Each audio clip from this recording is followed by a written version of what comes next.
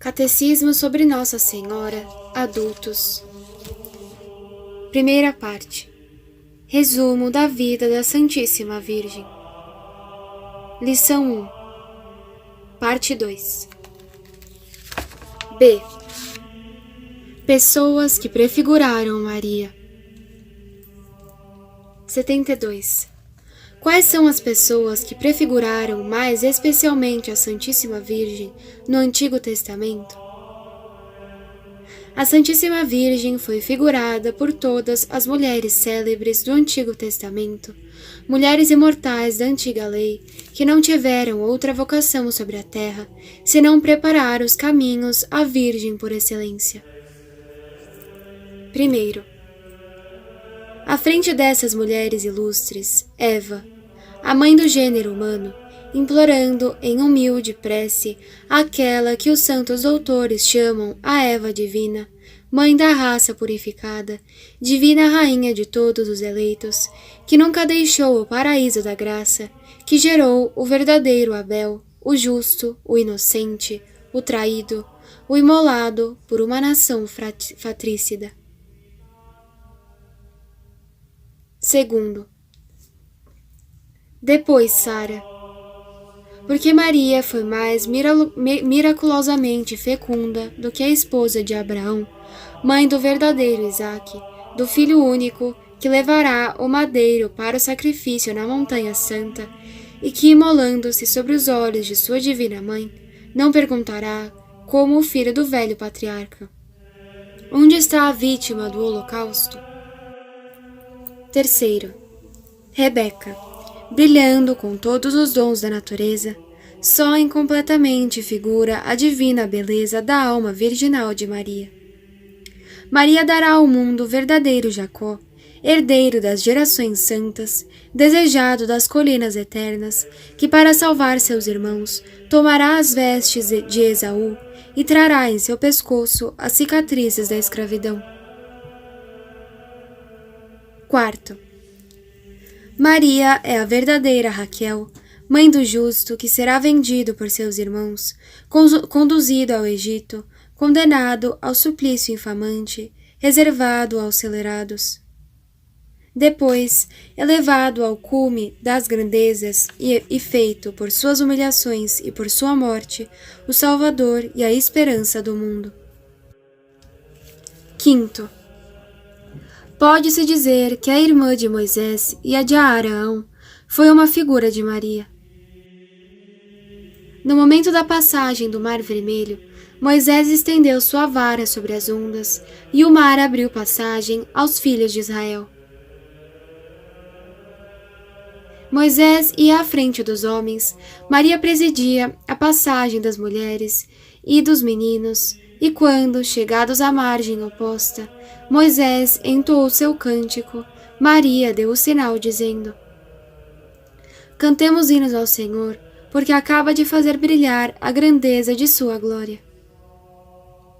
É a figura da redenção. Como Moisés e Maria fizeram atravessar o mar ao povo escolhido, enquanto o exército inimigo achava a morte nas ondas, Jesus e Maria, sua mãe, fazem a Igreja atravessar o oceano do mundo, salvando seus filhos da ruína eterna, enquanto o inimigo que os persegue fica para sempre perdido. Enfim, mencionaremos particularmente Abigail, Débora, Judite e Esther. 73. A glória dessas ilustres mulheres será comparável à de Maria? Não, sem dúvida, e por mais admiráveis que sejam os traços de sabedoria, coragem, beleza ou castidade que brilharam nessas heroínas, elas não foram senão pálidos reflexos das incomparáveis perfeições da augusta Mãe de Deus. O que levou São Boaventura a dizer que não houve, não há e jamais haverá uma mulher igual a Maria na glória da vida, na beleza da alma e na sabedoria das palavras que caiam da sua eloquentíssima boca. Primeiro, Abigail. 74. Quem era Abigail? Abigail era a mulher de um rico israelita chamado Nabal. Ora, aconteceu um dia que Davi, perseguido pelo rei Saul e obrigado a caminhar sem víveres no deserto, com o seu exército, mandou pedir algumas provisões a Nabal, cujos rebanhos tinham muitas vezes protegido. Nabal, avarento e grosseiro, chegou com palavras injuriosas. Ao receber esta notícia, Davi põe-se logo a caminho com 400 homens, bem decidido a lavar esta injúria no sangue de Nabal e de toda a sua família. Abigail, sabendo do acontecido e prevendo as consequências da indigna conduta de seu esposo, apressou-se em ajuntar abundantes víveres e, acompanhada de alguns criados, foi adiante de Davi, que, comovido de sua humildade, prudência e liberalidade, poupou-a, assim como os demais de sua casa, e até desposou-a depois da morte de Nabal. 75.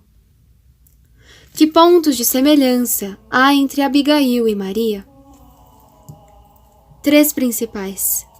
Primeiro, Abigail deu prova de grande humildade, indo ao encontro de Davi, prostrando-se aos pés do jovem guerreiro e atraindo sobre si o castigo merecido por seu esposo. Maria distinguiu-se por uma humildade tal que não foi excedida senão pela de Jesus Cristo. Segundo, por seus rogos e submissão, Abigail comoveu o coração de Davi e levou-o à clemência. Assim também por seus rogos, orações e crédito, Maria abranda o furor do céu e segura o braço de Deus pronto a ferir o culpado. Terceiro, enfim, o modo de proceder de Abigail para com Davi, irritado, mostra sua rara prudência. A de Maria, a Virgem prudente, mostra-se sobretudo no zelo com que cuidou da conservação da sua inocência e na fidelidade com que guardou o segredo das maravilhas que Deus em si operou, a fim de nada comprometer e evitar os embustes da vanglória. 76. Que devemos concluir disso? Devemos concluir que, sendo a mediação de Maria poderosíssima junto a Deus, sem cessar devemos recorrer a ela para alcançarmos de Deus o perdão dos nossos pecados. Segundo, Débora. 77. Que sabeis sobre Débora? Débora era uma profetisa que Deus suscitou para libertar seu povo da escravidão dos cananeus. A tradição nos refere que suas palavras tinham a doçura do mel e a veemência da chama, arrebatavam e subjugavam os espíritos. Sentada à sombra de uma palmeira, sobre a montanha de Efraim, como mais tarde São Luís, rei da França, debaixo do carvalho de Vincennes, julgava as contendas a que se davam os filhos de Israel. Ora, Débora chamou um dia a Baraque, guerreiro da tribo de Neftali, e lhe mandou que, por ordem do Senhor, organizasse um exército de 10.000 homens e marchasse contra os cananeus. Baraque obedeceu, mas com a condição de que ela se pusesse à frente das tropas, no dia do combate, para estimular a coragem dos soldados com sua presença. O encontro se deu ao pé do Monte Tabor e foi terrível.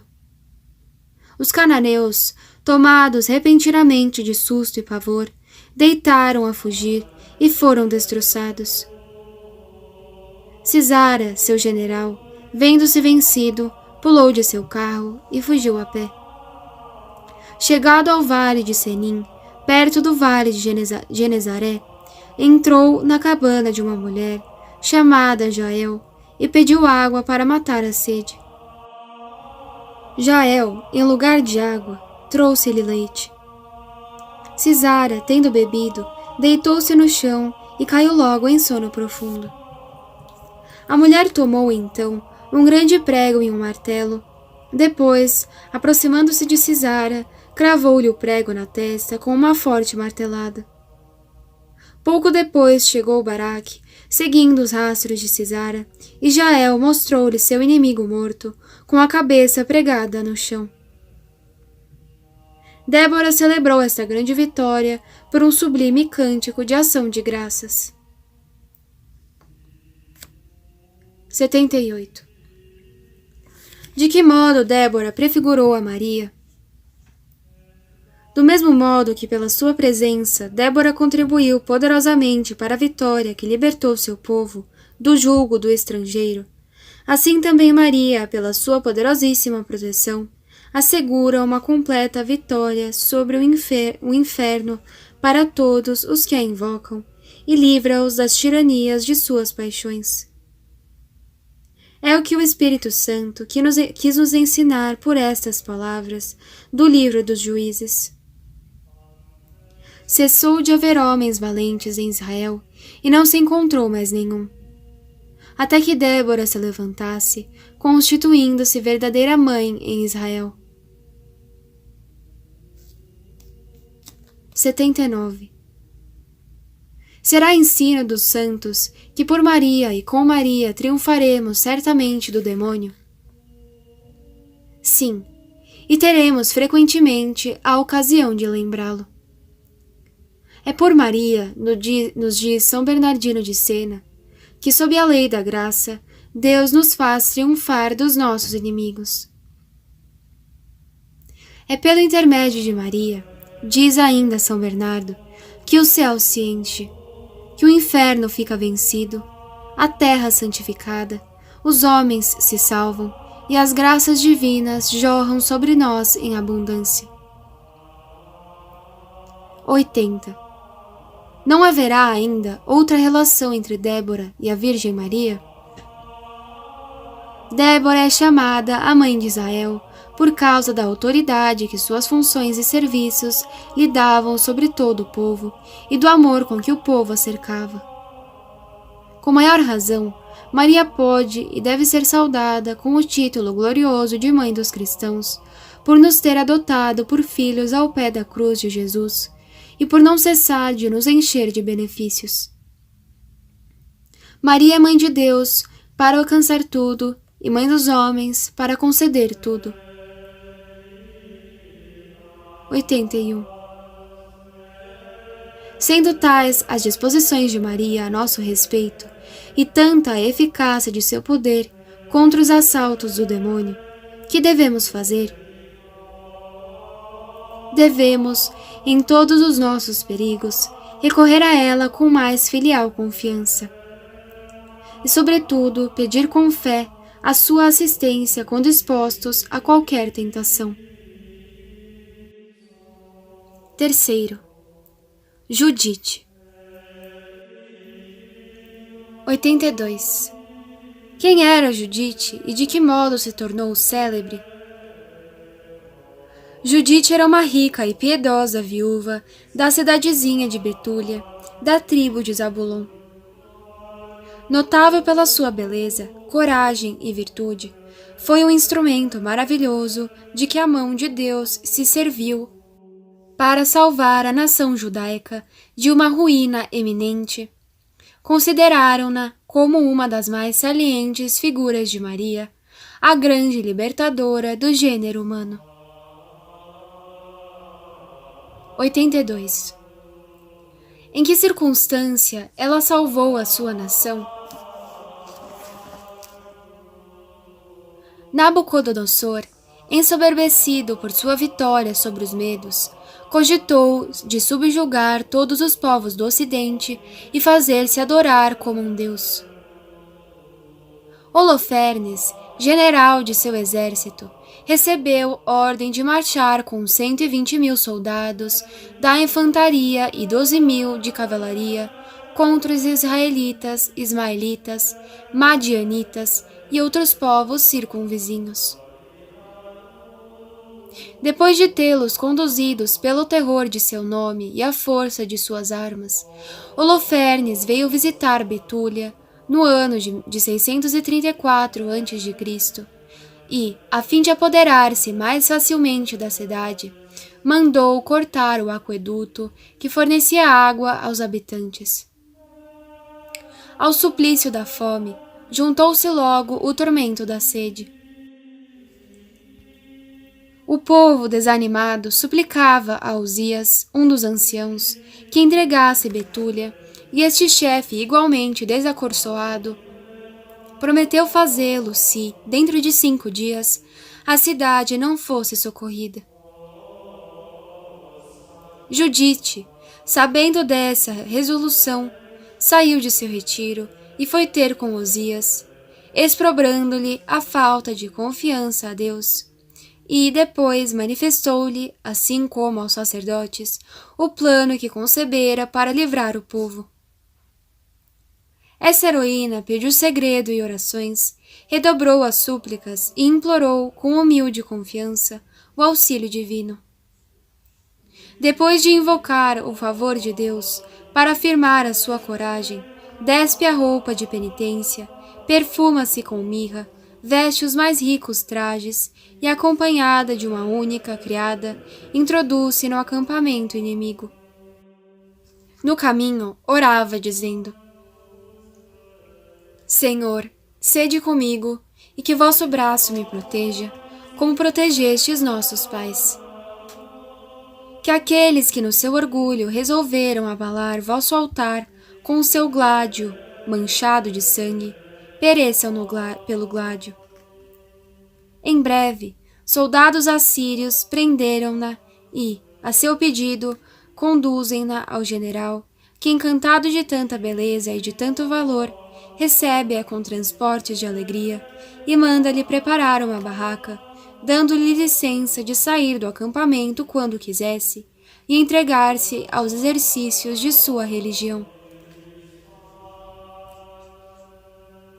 4 dias depois, Holofernes deu aos principais chefes de seu exército um grande festim, para o qual convidou Judite. Durante o banquete, que degenerou em orgia e se prolongou até alta noite, o general, esquecendo-se dos conselhos da prudência, das regras da sobriedade, embriagou-se. Pouco a pouco, os convidados retiraram-se e Judite ficou só com Holofernes, mergulhado em profundo sono. Conhecendo então que a hora da justiça de Deus havia soado, Judite cai de joelhos e dirige ao céu uma ardente prece, depois levanta-se e, forte como um herói, desembainha a espada do guerreiro, pega o general pelos cabelos e, com um movimento vigoroso, decepa-lhe a cabeça, escondendo-a num saco que a criada leva. Em seguida, sai do acampamento com sua serva e entra em Betúlia, onde a alegria prorrompe em aclamações entusiásticas à vista da cabeça do general inimigo. Vendo-se privados de seu chefe, os assírios tomaram a fuga, enquanto Betúlia e todo o reino tribulavam, altas bênçãos e grandes louvores, a valente mulher que acabava de livrá-los de uma catástrofe inevitável. 84. Que pontos de semelhança há entre Judite e Maria Santíssima? São numerosos e palpáveis, quer se examine a vida privada dessa heroína, quer se estude o papel maravilhoso que desempenhou e os louvores tributados pelos povos à sua virtude e às suas façanhas.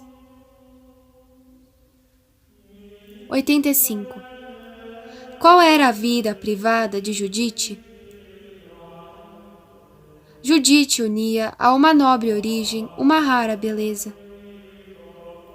Mas estes dons naturais não lhe inspiravam nenhuma vaidade.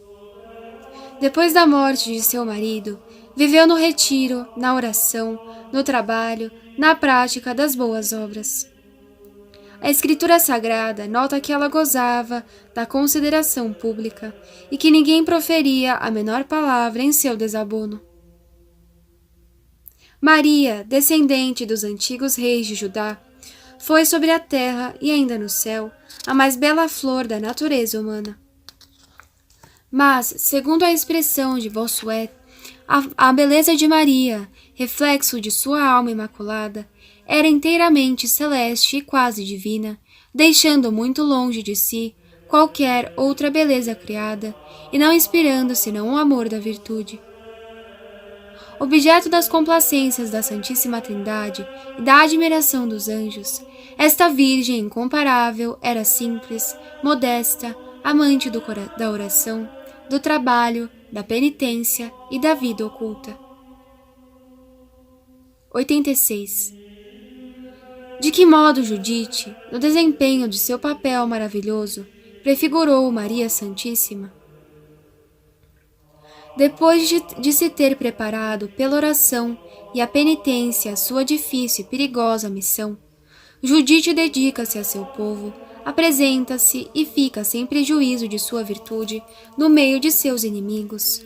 Ilude o orgulhoso Holofernes, corta-lhe a cabeça, põe em fuga as legiões assírias e restitui a paz e a alegria à sua nação libertada.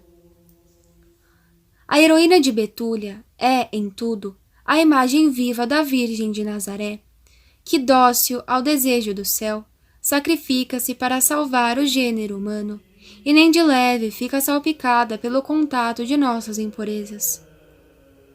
Ilude o demônio, diz Santo Irineu, encobrindo sob as sombras de um casamento ordinário o segredo de um parto divino, esmaga a cabeça da serpente sedutora, desbarata suas legiões infernais e salva o povo dos eleitos. 87. Que recompensa teve Judite por sua brilhante vitória? Obteve a gratidão de todo o povo e os mais entusiásticos e magníficos louvores. O sumo sacerdote e os anciãos de Israel vieram de Jerusalém para vê-la e cumprimentá-la. Abençoaram-na de comum acordo, dizendo: Sois aquela que o Senhor exaltou mais do que todas as mulheres que se acham sobre a terra. Sois a glória de Jerusalém, a alegria de Israel, a honra de nosso povo. Porque vos portastes com coragem, e vosso coração foi tão firme quão puro.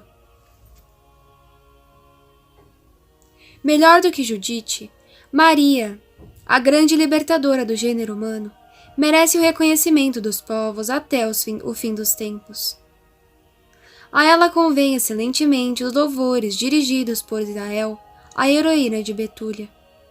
Por isso, a Igreja os concede, como se pode ver particularmente no ofício da festa da Imaculada Conceição. 88. Que resolução prática deve inspirar-nos a narração da história de Judite?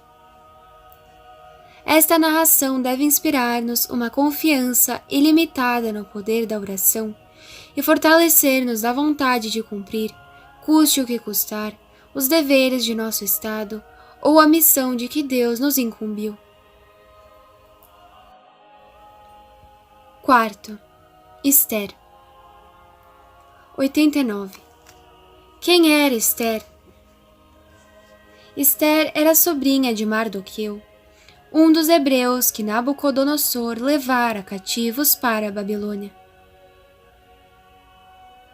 Permitiu a providência que o rei Assuero, quando ia tomar esposa, escolhesse Esther, cuja origem ignorava. Pôs-lhe o diadema sobre a cabeça e proclamou a rainha. Essa eleição veio a ser, como logo se verá, a salvação do povo judeu. Esther, por conselho de seu tio Mardoqueu, que exercia no palácio o emprego dos mais baixos, ocultara sua origem israelita. Mardoqueu descobriu uma conspiração urdida por 2 eunucos da corte, deu parte dela ao rei por intermédio de Esther, e os traidores foram punidos. Irritou-se Amã, primeiro-ministro e favorito do rei, de ver que só Mardoqueu não dobrava o joelho quando aparecia em público. Por isso, resolveu perdê-lo, assim como todos os de sua nação. Para este efeito, persuadiu ao rei que os judeus que habitavam ainda na Pérsia eram seus maiores inimigos. O rei ficou por tal modo convencido pelas insinuações do ministro, que publicou um decreto condenando todos os hebreus à morte num mesmo dia. Mardoqueu avisou a sua sobrinha o perigo que ia se aproximando e a conjurou que fosse ter como rei, a fim de arredar a tempestade que ameaçava todos seus irmãos. A rainha Ester consentiu, apesar da lei que proibia, sob pena de morte, de apresentar-se ao rei sem ser chamado. Depois de fortificar o seu espírito com a oração e a penitência, entrou acompanhada de suas damas de honra no salão onde Assuero estava recebendo as homenagens da corte. Vendo aparecer a rainha, o monarca teve um raio de cólera que lhe brilhou nas vistas. Ester, que o percebeu logo, caiu desmaiada nos braços de suas companheiras. O rei, repentinamente comovido, foi correndo à sua esposa e a tranquilizou, dizendo-lhe com o maior carinho: Não temas, não morrerás, pois a lei não é feita para ti. Que é que desejas? Fala com a maior confiança, pois estou disposto a te conceder tudo quanto me pedires, ainda que seja a metade de meu reino.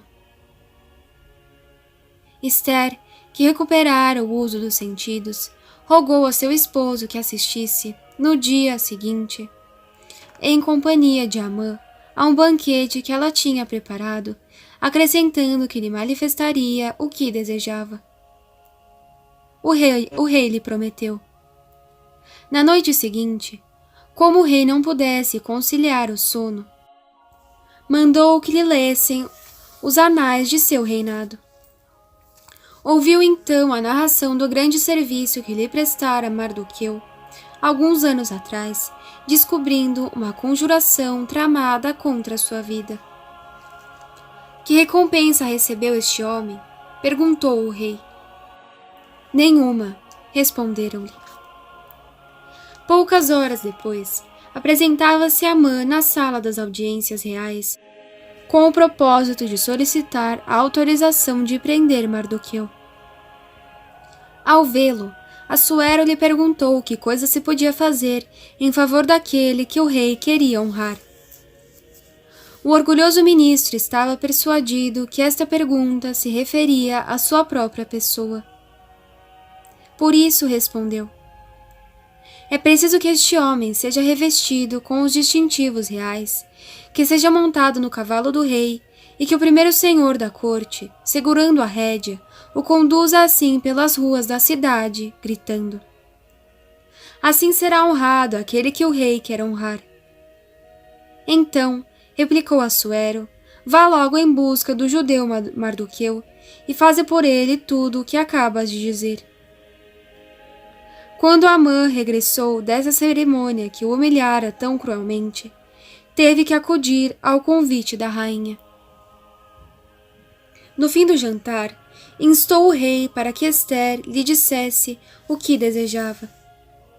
Grande rei, lhe dissera ela, se achei graça diante de vós, poupai a minha vida e a de meu povo. Sou hebreia. E, designando Amã, acrescentou: Eis aquele que nos está perseguindo. Tomou as aparências de um zelo mentiroso para conseguir nossa perda. Contudo, quando lhe pede tal matança e extermínio, não se mostra menos inimigo de vossa glória que de nossa vida. Assuero, indignado, mandou prender logo o pérfido ministro. E, sabendo que Amã já tinha feito elevar uma forca para dar a morte a Mardoqueu, ordenou que este mesmo ímpio fosse enforcado nela. Não somente Assuero revogou o decreto de proscrição dado contra os judeus, mas ainda, quando soube que Mardoqueu era tio de Ester, chamou à corte, deu-lhe todos os bens de Amã e elevou-o à dignidade de primeiro ministro do reino. 90. Que pontos de semelhança notais entre Esther e Maria? Há muitos e interessantíssimos. Primeiro, Esther foi educada por seu tio na oração, no trabalho, na modéstia e na mais exata prática da lei mosaica. Tais são também as ocupações que enchem os dias de Maria, desde a sua apresentação no templo, na idade de 3 anos, até o seu casamento com José. Segundo, Esther é admiravelmente bela, e sua beleza, dom de Deus, tornou-a particularmente querida de seu esposo real. A beleza de Maria é tão perfeita que encantou até os olhares de Deus e provocou a sua admiração. Quão bela és, ó minha bem-amada, diz ele no cântico sagrado, quão bela és. Em consequência disso, ama a Maria com amor de predileção, que lhe granjeia os favores mais assinalados, os privilégios mais admiráveis. Terceiro, Esther, objeto da preferência de Assuero, recebeu o diadema e tornou-se rainha da Assíria. Maria, no dia da Assunção, foi coroada rainha do céu e da terra. Quarto, Esther, assustada diante do rei, a quem se apresenta sem ser chamada, perde os sentidos, vendo a indignação e a cólera de Assuero. O rei, extremamente perturbado, apenas a viu restabelecida, lhe disse: Esther, que desejas? Que queres de mim? Ainda mesmo que me pedires a metade de meu reino, dar-te-ei. A lei foi decretada para os outros e não para ti, ó bela Esther, não temas a minha cólera. Outro tanto fez Deus para com a futura mãe de seu filho. Maria ficou isenta do decreto pelo qual todo o gênero humano estava sujeito ao pecado original. Quando vem o dia prefixo desde toda a eternidade, Deus cria-lhe uma alma perfeitamente pura. Difunde nela uma graça maior, mais abundante que a graça que há de dar a todos os anjos e santos até a consumação dos séculos. Adota-a por sua filha de predileção, ama-a como um prodigioso amor paterno e compraz-se em prodigializar-lhe os seus favores e as suas bênçãos. Quinto, Esther, elevada a rainha, toma a peito a causa de seu povo, injustamente oprimido e condenado à morte, destrói os ardis do homicida Amã e faz revogar o decreto de morte publicado contra os judeus. Tal é o papel de Maria no céu. Sem cessar, desfaz as conspirações do inferno contra nós, implora nosso perdão perante seu divino Filho e alcança a revogação de nossa condenação. 91. Esther é uma figura de Maria, e de quem Amã será a imagem? É uma fiel imagem de todos os pequenos anticristos que de século em século decretaram o extermínio da Igreja, o aniquilamento da fé, a humilhação da Santa Sé de Roma, a destruição das ordens religiosas. É ainda e particularmente a imagem daquele ímpio que o Senhor Jesus destruirá com um sopro de sua boca e com o brilho fulgurante do seu segundo advento. 92. Que nos ensina a história de Esther? Segundo o exemplo de Mardoqueu, que se dirigiu a Esther para alcançar a própria salvação e a de todos os judeus, recorramos com fé e confiança à materna e poderosíssima intercessão de Maria, se quisermos escapar aos laços do demônio e ficar livre de seus embustes.